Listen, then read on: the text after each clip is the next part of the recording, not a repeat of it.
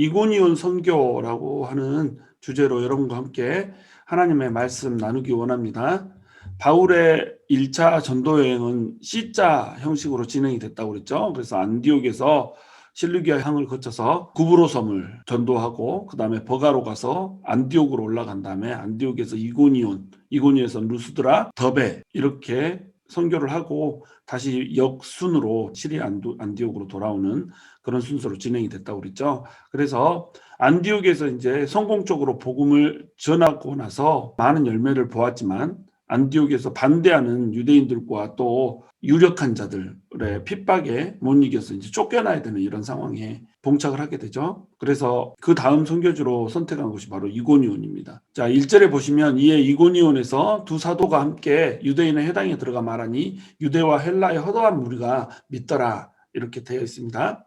이고니온에 가서도 유대인의 회당에 가서 복음을 전하는 똑같은 패턴, 똑같은 전략을 사용해요. 이들의 선교 전략은 유대인의 회당에 들어가서 복음을 전하는 거였어요. 왜냐하면 유대인의 회당만큼 복음을 잘 효과적으로 전할 수 있는 곳이 없었죠. 사람들을 굳이 일일이 가가고 방문하지 않아도 되고 사람들이 모여 있는 곳에서 이미 구약의 말씀을 알고 있고 또 하나님에 대한 인식이 이미 있는 사람들에게 복음을 전하는 이것이 가장 효과적이었고 또 이렇게 해서 복음이 전해지면 이 복음을 받아들인 사람들에 의해서 퍼지게 되고 더욱 많은 사람들이 모여든 가운데 복음을 전할 수 있었기 때문에 이 패턴을 사도 바울은 이제 포기하지 않죠. 유대인과 헬라의 허다한 무리들이 복음을 전할 때 믿게 됐습니다. 안디옥에서도 역시 복음을 전할 때 유대와 헬라의 허다한 무리들이 믿게 됐죠. 그러나 유대와 헬라의 허다한 무리들이 믿는과 동시에 또한 믿지 않는 무리들이 생겨나게 됐죠. 여기서도 안디옥에서와 같은 패턴으로 이제 복음이 전해지고 있어요. 복음을 담대히 전하면 믿는 사람들이 허다하게 생겼지만 또한 믿지 않는 무리들도 있어서 핍박하는 이런 패턴으로 계속 이제 반복이 되는 겁니다.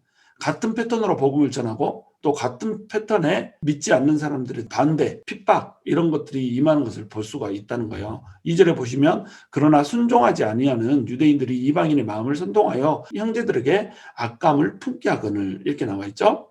항상 복음이 있는 곳에는 복음을 거부하는 자들이 있고 그 복음을 거부하는 자들은 자기들만 복음을 받아들이지 않는 것이 아니라 사람들을 선동하여서 복음을 전하는 자들에게 악감을 품게 하고 또 저항하게 만드는 이러한 형태로 이제 진행이 되는 겁니다. 여기에서 이제 순종치 아니하는이라고 하는 단어는 헬라어로 아페이둔테스라고 하는 단어예요. 아페이둔테스 이 말은 믿지 않는다는 뜻입니다. 믿지 않는 이것을 순종하지 아니하는 이렇게 해놓은 거죠. 예수님을 전했는데 예수님을 믿지 않는 것은 복음에 순종하지 않는 것이고 하나님의 부르심에 하나님의 콜링에 순종하지 않는 거라는 거죠. 그래서 순종하지 아니하는 이라고 이제 우리말로는 번역을 해놓은 거예요. 그런데 원래 원인은 믿지 않는 이란 뜻이라는 거죠. 복음을 전해요. 똑같은 말씀을 전하는데 그것을 믿는 자와 믿지 아니한 자로 갈라지는 겁니다. 복음이 오기 이전에는 유대인과 이방인으로 분류가 됐어요. 복음은 모든 인류에게 차별이 없이 전해지는 것이기 때문에 복음을 받아들이는 자와 받아들이지 않는 자로 나뉘게 되는 겁니다. 믿는 자와 믿지 않는 자로 나뉘게 되는 거죠. 그러니까 이제 믿지 않는 자가 영적인 이방인이 되는 거고 믿는 자가 영적인 이스라엘이 되는 거죠. 그래서 항상 복음에는 두 갈래로 나뉘게 하는 이런 특성을 갖게 됩니다. 복음을 전하면 그것을 받아들이는 자와 받아들이지 않는 자로 나뉘게 되는 거예요. 그럼 이런 일들이 왜 일어날까요? 이런 일들이 일어나는 이유는 악한 영이 이미 이 세상을 장악하고 있기 때문입니다. 악한 영이 이 세상에 임금으로 행하고 있었고 자기의 왕권을 놓고 싶지 않은 거예요. 그래서 진정한 왕이신 예수님이 와서 왕권을 다시 쟁취를 하고 하나님의 나라를 확장시켜 나가려고 할 때 이것에 저항하는 세력이 등장을 하게 된다는 거예요. 그 악한 영들은 어떤 사람들을 통해서 역사를 하냐면 믿지 않는 사람들을 통해서 역사를 하는 겁니다. 믿지 않는 사람들 중에서도 특별히 이제 마귀에게 붙들린 사람들이 있죠. 이 마귀에게 붙들린 사람들이 핵심적인 역할을 하는 거예요. 그래서 이 사람들을 중심으로 이제 사람들의 마음을 혼돈하게 하고 어둡게 하고 선동질을 해서 이 사람들이 마귀의 편에 서서 일할 수 있게 그래서 복음이 전파되지 않고 하나님의 나라가 가로막히게 이런 일을 한단 말이죠. 그러면 이제 여기서 질문이 생기게 되죠. 아니 악감을 품게 하게 하는 이 일을 하나님께서 막아주실 수는 없는가라고 하는 이제 질문이 생기게 되는 거예요. 근데 하나님께서는 사람의 마음을 강제적으로 움직이실 수 있고 강제적으로 그 마음에 생각을 불어넣으실 수도 있지만 그렇게 일하시기를 꺼려 하신다는 겁니다. 왜냐하면 사람을 자유의지를 가진 고등한 존재로 만드셨고 자기 의지를 발동하여서 자유의지로 하나님을 사랑하기를 원하신다는 거죠. 하나님이 개입하여서 그 마음을 변화시켜버리는 그 순간에 이미 자유의지라고 하는 것이 깨져버린다는 겁니다. 이미 사람이 아니라 로봇이 돼버린다는 거죠. 그리고 이미 하나님을 사랑하는 것이 아니라 그저 사랑이라고 하는 프로그램을 받은 존재로서 하나님께 마음을 준다는 겁니다. 그렇기 때문에 우리의 마음을 원하시는 하나님께서는 악한 상황 가운데서 마음을 혼란케 하는 자들의 틈바구니 속에서 그럼에도 불구하고 하나님을 사랑하게 되기를 하나님께서 원하신다는 거예요. 그러니까 항상 복음에는 순종하지 아니하는 무리가 따르고 이 순종하지 않은 무리들을 통하여서 복음을 가로막는 형식으로 복음을 방해하는 형식으로 도전이 있게 된다는 겁니다. 이 도전에 대해서 하나님께서는 응전을 해주세요. 마귀의 도전에 대해서 하나님께서는 하나님의 방식으로 응전을 하죠. 근데 그 하나님의 방식은 뭐냐면 바로 사람을 통해서 일하는 것이란, 사람을 통해서 일함으로써 사람이 마귀의 저항을 뚫고 하나님의 나라를 확장하기를 원하신다는 거죠. 물론 하나님이 주시는 힘이죠. 그러나 하나님의 주시는 힘을 받아서 인간이 마귀를 대적하고 마귀에게 붙들린 세상을 하나님의 나라로 되돌리는 이 일을 받기를 하나님께서 기뻐하신다는 거죠. 그러니까 영적 전쟁은 누구 대 누구의 싸움이에요? 바로 인간 대 마귀의 싸움이라는 거죠. 그런데 인간은 마귀를 이길 힘이 없죠. 그러므로 여기에 하나님께서 개입하시면 승리를 하는 것이고 하나님이 개입하지 못하시면 승리를 할 수가 없다는 겁니다. 하나님의 개입은 무엇을 통해서 이루어져요? 마음을 통해서 이루어진다는 거예요. 그래서 유대인들이 이방인들의 마음을 선동했다라고 이렇게 얘기하잖아요. 마음이 항상 전쟁터인 겁니다. 악한 영들도 마음을 장악하고 마음을 혼미케 해요. 하나님도 우리의 마음을 받기를 원하시고 하나님의 능력을 행하시고 권능을 행하셔서 하나님밖에 없구나, 하나님이 진정한 우리 힘이구나 라고 우리의 마음이 온전히 하나님께 고정될 수 있도록 하나님께서 돕는다는 겁니다. 이 마음을 내어드릴 때 하나님께서는 이 마음을 통하여서 일하시고 하나님께서 우리에게 권능을 보여주신다는 거예요. 그러면 키는 뭐예요? 악한 영들의 세력을 대적하는 키, 이 키는 바로 우리의 마음을 전적으로 하나님께 내어드린다는 것입니다. 3절에 보시면 두 사도가 오래 있어 주를 힘입어 담대히 말하니 주께서 그들의 손으로 표적과 기사를 행하게 하여 주사 자기 은혜의 말씀을 증언하시니, 여기 이제 나와 있죠. 두 사도가 핍박이 임하고 악감을 품고 대적하는 사람들이 있음에도 불구하고 이고니온에서 오랫동안 머물렀다고 나와요. 별로 반겨주는 사람들이 없지만 하나님의 말씀을 믿고 허다한 무리들이 따르기 때문에 이 사람들을 보고 여기에 있는 거예요. 이 허다한 무리의 사람들이 따르니까 이들 더 많이 가르쳐주고 더 많이 하나님의 말씀을 전해줘야 될 거 아니에요. 아직 악한 영들에게 마음을 빼앗긴 채 주님에게로 돌아오지 못한 사람들이 있으니까 그 사람들에게 또 말씀을 전해줘야 될 거 아니에요. 그들은 사람들이 어떻게 복음을 대하는가에 관심이 있는 것이 아니라 하나님의 말씀이 어떻게 하면 전해질 것인가에 관심이 있었던 거예요. 그들에게 찾아오는 반감, 그들에게 찾아오는 도전, 이런 것에 그들은 집중하지 않았다는 겁니다. 어떻게 하면 하나님의 말씀이 흥황할까? 어떻게 하면 하나님의 나라가 확장될까라고 하는 것에만 관심이 있었다는 거예요. 그들이 멋있는 이유죠. 이게 하나님의 사람은 이렇게 멋이 있어야 돼요. 도전이 있어도 그것에 대한 응전을 할 수 있는 힘이 있어야 된다는 겁니다. 그 힘은 어디서 와요?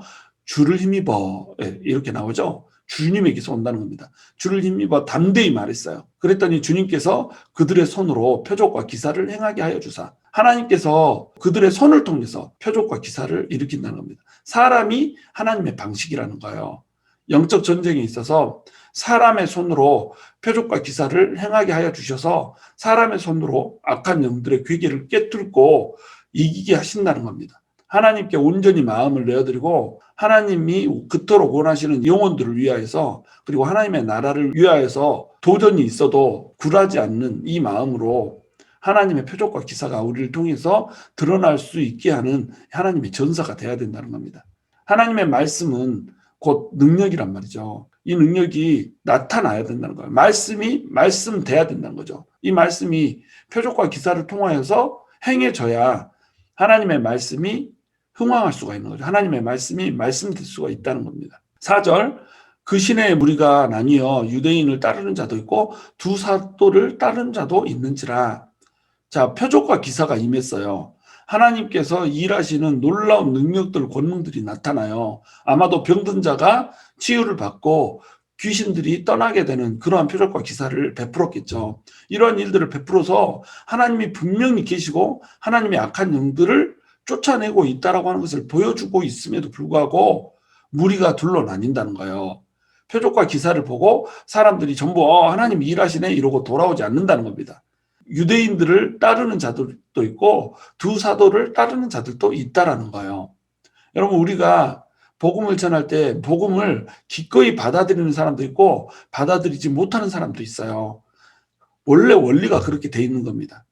마음의 영역에서 이루어지는 것이기 때문에 마음을 내어드리는 자, 마음이 부드러운 자는 하나님의 말씀을 받아들이지 못하지만 그렇지 못한 자는 완악하고 강팍하여져서 오히려 하나님을 전하는 자를 핍박하게 이렇게 돼 있다는 거예요. 그래서 우리가 실망하고 좌절할 필요가 없는 거예요. 하나님께서 택정하시고 예정한 사람, 그 사람이 돌아올 수 있는 통로가 될 수 있도록만 우리가 일을 해주면 되는 겁니다. 우리는 열정적으로 복음을 전하되 전도의 열매에 대해서는 하나님께 전적으로 의지할 수 있어야 된다는 거죠. 그럴 때에 우리는 지치지 않는 힘을 발휘할 수 있고, 그럴 때에 우리는 실망하거나 좌절하지 않고, 또 내가 어떻게 해줬는데 네가 이럴 수 있어 라고 하는 이 억울한 감정 품지 않고 하나님의 말씀을 전할 수가 있다는 겁니다. 우리는 하나님의 말씀을 전할 때에 그것에 거부하는 사람들이 있을 수 있다라고 하는 것을 당연한 것으로 생각하고 있어야 돼요.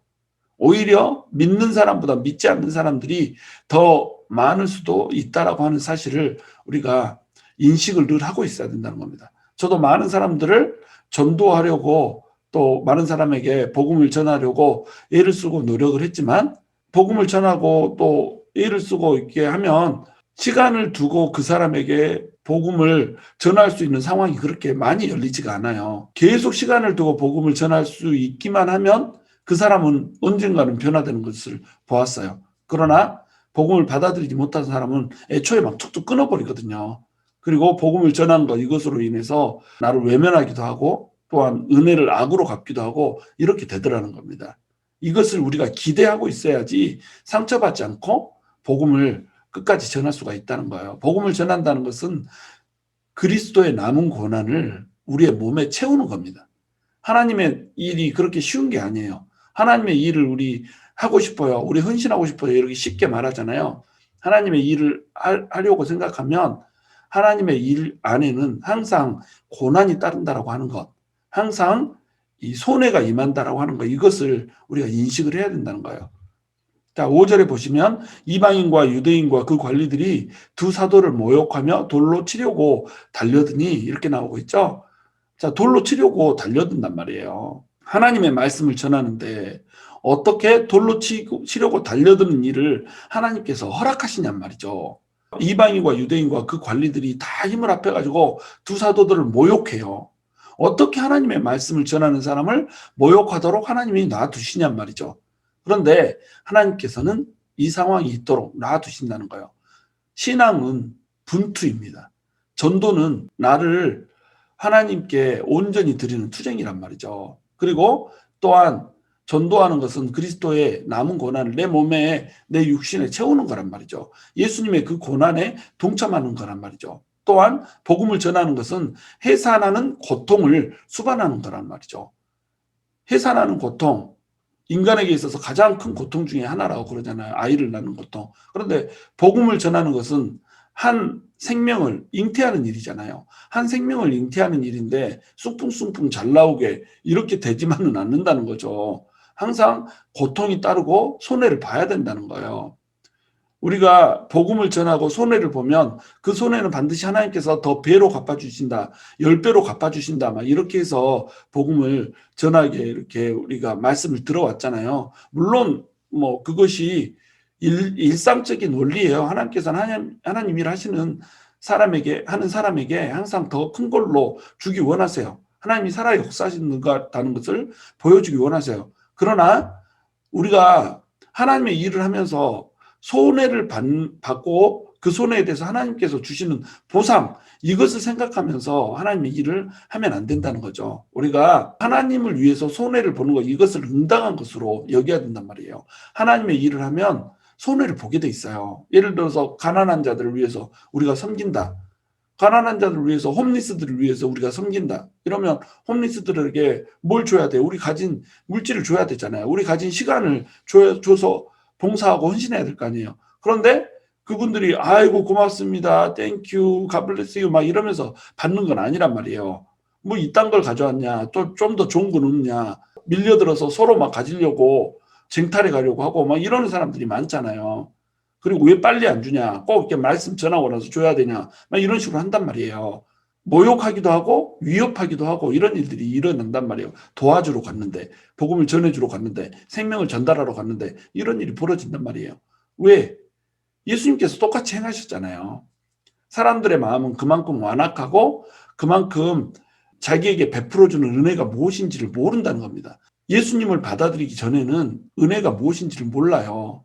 그것을 우리가 응당한 것으로 여겨야 된다는 겁니다. 그리스도의 남은 고난을 우리가 채우지 않으면 도무지 사람들을 전도할 수가 없다는 거예요. 그리고 항상 악의 세력에게 붙들린 사람들이 복음을 방해한다라고 하는 것을 우리가 알아야 된다는 거예요. 이 앞에서도 설명을 했지만 악한 영대 우리의 영적 전쟁이 벌어지고 있는 겁니다. 하나님께서는 이것을 왜 허락하실까요? 이 영적 전쟁을 허락하신 이유가 뭘까요? 이 영적 전쟁을 통하여서 우리가 온전히 하나님께 우리의 마음을 고백해 드릴 수 있기 때문에 그런 겁니다. 우리의 신앙이 하나님을 향해서 얼마나 순전한가라고 하는 것이 복음을 가로막는 자들을 극복하는 과정을 통하여서 고백이 되어지며 또한 증명이 되어진다고 하는 것이에요. 그러니까 이들을 그냥 내버려 두는 겁니다.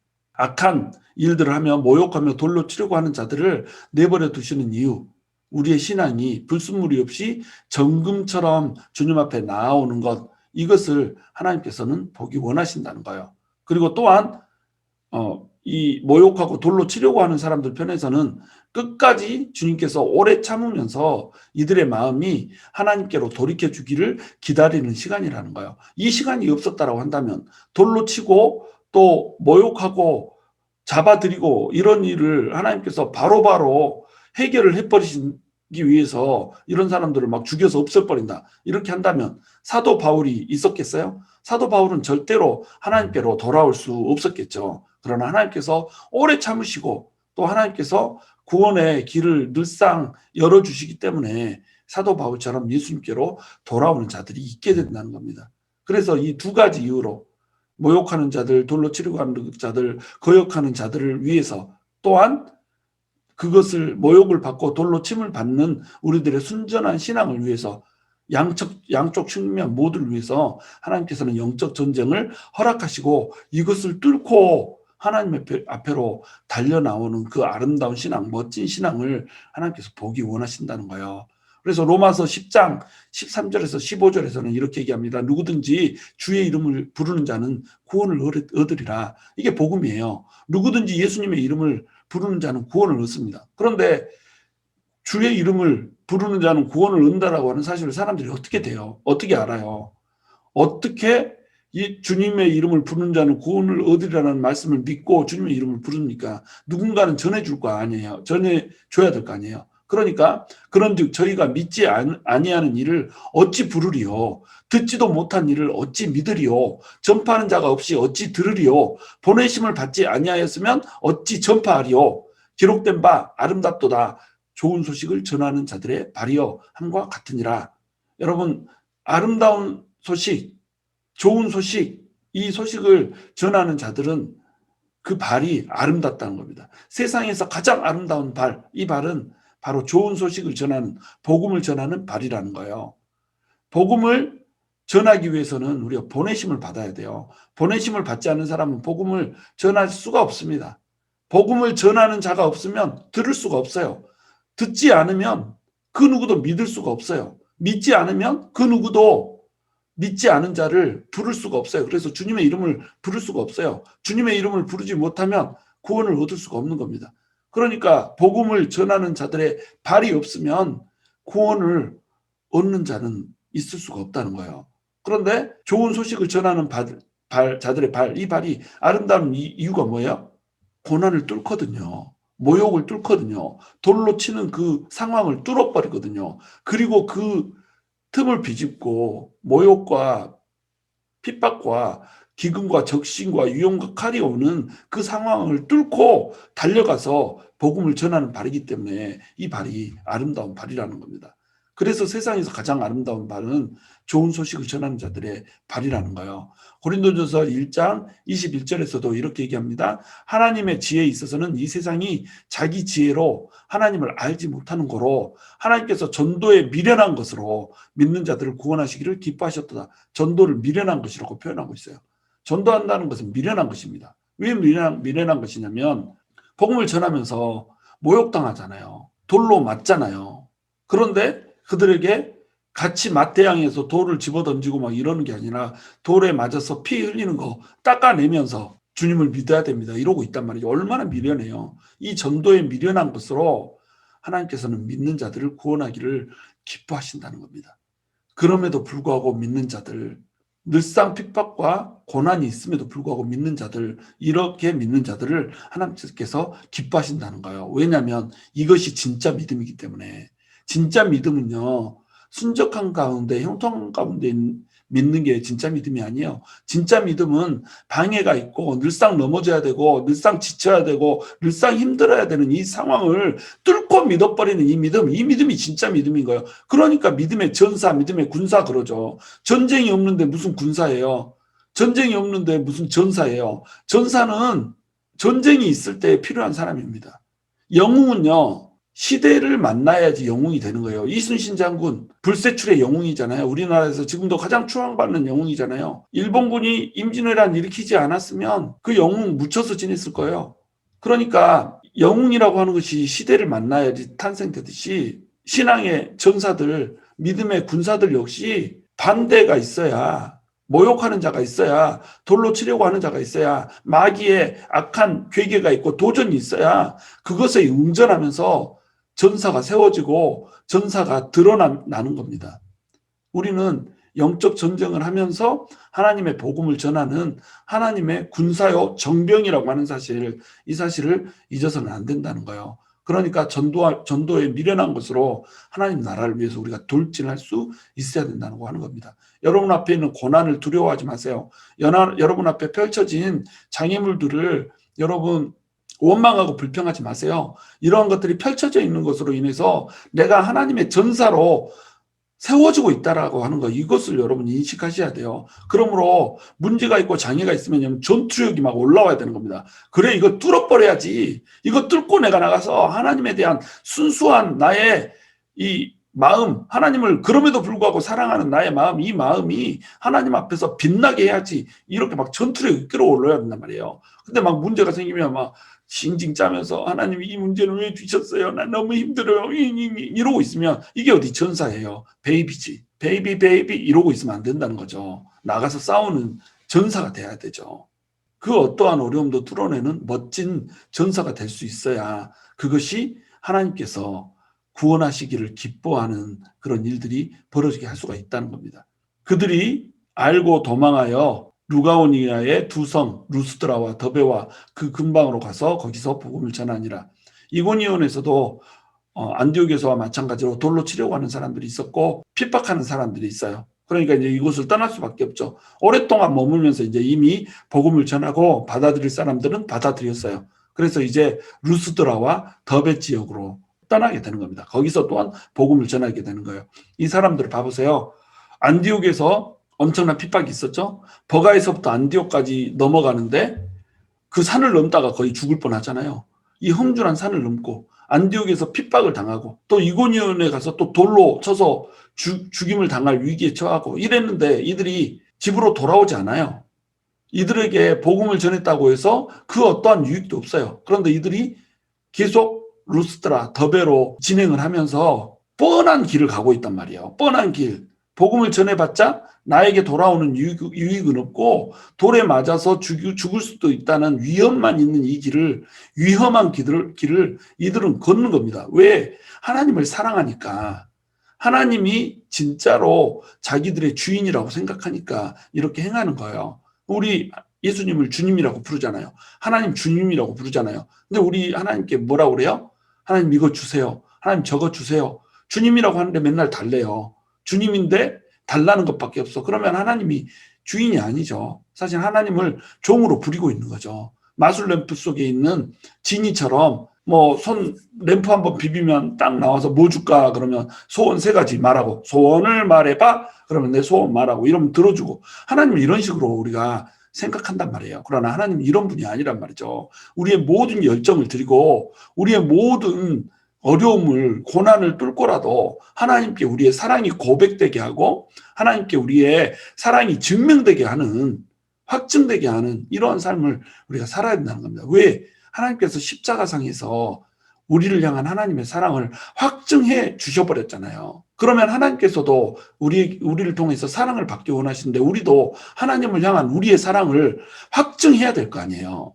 십자가 위에서 예수님께서 달려서 죽으면서 하나님의 사랑을 우리에게 확증하셨다면 우리 역시 예수님께서 지신 그 십자가 우리의 어깨에 짊어지고 걷는 것 통하여서 하나님 나도 하나님을 사랑합니다 라고 우리의 사랑을 하나님께 확증해 드려야 된다는 거죠. 여러분 이게 사랑 아니에요. 사랑은 주고받는 거죠. 사랑을 받았으면 그 사랑하는 분에게 사랑을 돌려드려야 되죠. 사랑 받으면서 맨날 다이아몬드 반지 사주세요. 귀걸이 사주세요. 맛있는 밥 사주세요.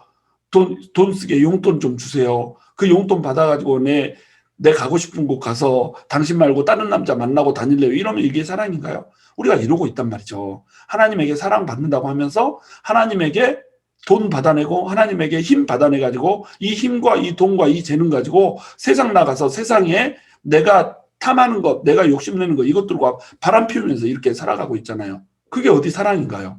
바람이지. 우리 바람 피우지 않아야 된다는 거죠. 하나님만 온전히 바라보면서 나를 위해서 지셨던 그 십자가, 이제는 나도 그 십자가 지고 나를 위해서 받았던 그 고난의 흔적을 나도 내 육신에 지고 하나님과 사랑을 나누면서 하나님께 나의 사랑을 확증하면서 이렇게 가는 영적 전사요 그리스도의 정병이 돼야죠. 저와 여러분이 어두움과 고난과 핍박이 온다고 할지라도 그것을 기꺼이 뚫고 지나가 하나님을 향한 우리의 사랑을 순전하게 고백해드리는 그리고 확증해드리는 그러한 사람들이 될 수 있기를 주님의 이름으로 축원합니다.